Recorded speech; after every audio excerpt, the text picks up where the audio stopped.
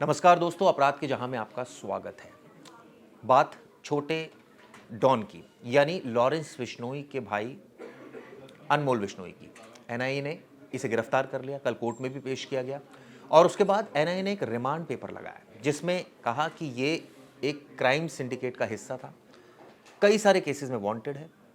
2022-23 में फरीदाबाद से इसने दस्तावेज बनवाए थे नकली और उसके बाद ही विदेश फरार हो गया था। ये कहाँ कहाँ रहा, इसने कौन कौन सी और वारदातों को अंजाम दिया, इसका पता लगाना है। लेकिन मुख्य तौर पर 3 वारदातों का जिक्र किया गया जो मीडिया की सुर्खियां भी बनी। बाबा सिद्दीकी केस, इसके अलावा सलमान खान के घर पर जो फायरिंग हुई थी वो वाला केस, और इसके अलावा सिद्धू मूसेवाला केस। इन तीनों ही मामलों में अनमोल बिश्नोई की भूमिका थी और सबूतों से ये बात साफ हुई। हालांकि लॉरेंस बिश्नोई ने एक इंटरव्यू में साफ कहा था कि पुलिस अननेसेसरी उसके ऊपर केसेस लादे जा रही है और उसको मंशा यही है कि वो जेल में रहे।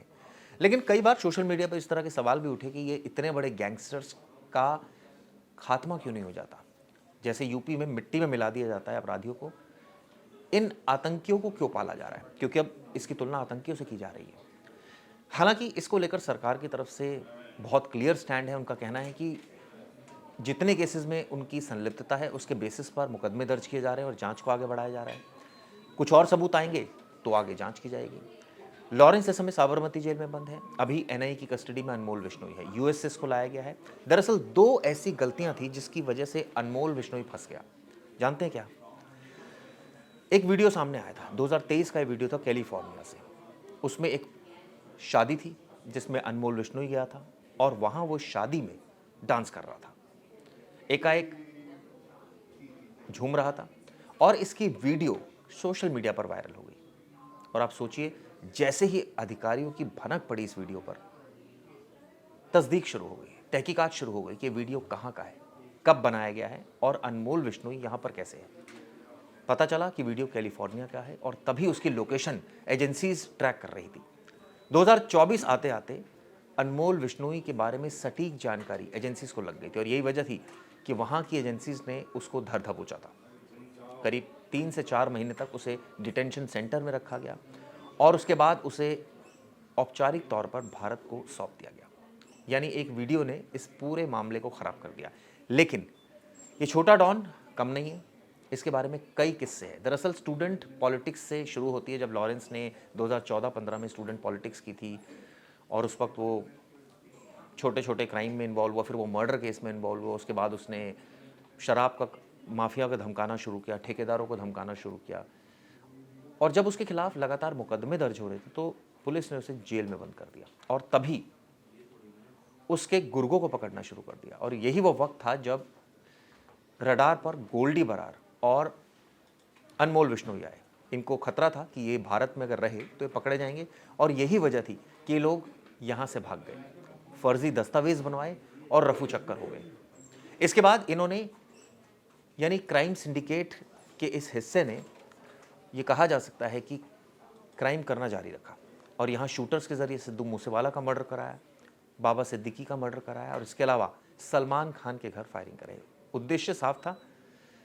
कई बार ये गैंग, यानी लॉरेंस बिश्नोई खुद को भगत सिंह का भक्त कहता है। वो कहता है कि वो देश विरोधियों को छोड़ेगा नहीं।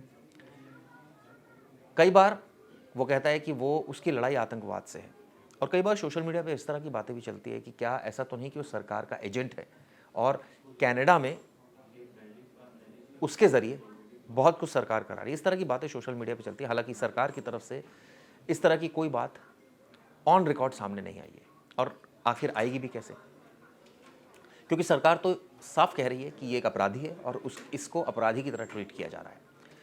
जब कनाडा ने भारत पर आरोप लगाए थे तब भी भारत ने साफ किया था कि लॉरेंस बिश्नोई का अगर किसी केस में नाम सामने आ रहा है तो उसके बाबत सबूत दीजिए। आपको याद होगा कपिल शर्मा के कैफे पर फायरिंग हुई थी। एक बार नहीं, 2 बार नहीं, 3 बार फायरिंग हुई। उसमें भी लॉरेंस बिश्नोई का नाम सामने आया, इसके अलावा उसके गुर्गों का नाम सामने आया। ये बहुत बड़ा कैच है क्योंकि शुरू से ही एजेंसियां ये पता लगाने में जुटी थी कि ये गैंग कितना बड़ा है, गोल्डी बरार कहाँ है। इसके ज़रिए गोल्डी बरार की लोकेशन लेने की कोशिश की जाएगी। इसके ज़रिए और बहुत जानकारी इकट्ठी करने की कोशिश की जाएगी। कई सारे केसेस कनेक्ट होंगे। लेकिन सवाल यही है कि केसेस तो कनेक्ट हो जाते हैं, अदालत में आकर वो धराशायी हो जाते हैं। हम सबको पता है कि लॉरेंस के खिलाफ 80 से ज़्यादा मामले दर्ज हैं। एनआईए ने भी अलग से चार्जशीट दाखिल की है, मकोका भी लगाया है और उसको टेररिस्ट माना है। लेकिन ये भी बात सच है कि कई सारे केसेस में वो बरी हो गया है। एक आध केस को अगर छोड़ दे तो ज़्यादातर केसेस में बरी हो चुका है। कई सारे केसेस अभी भी पेंडिंग हैं।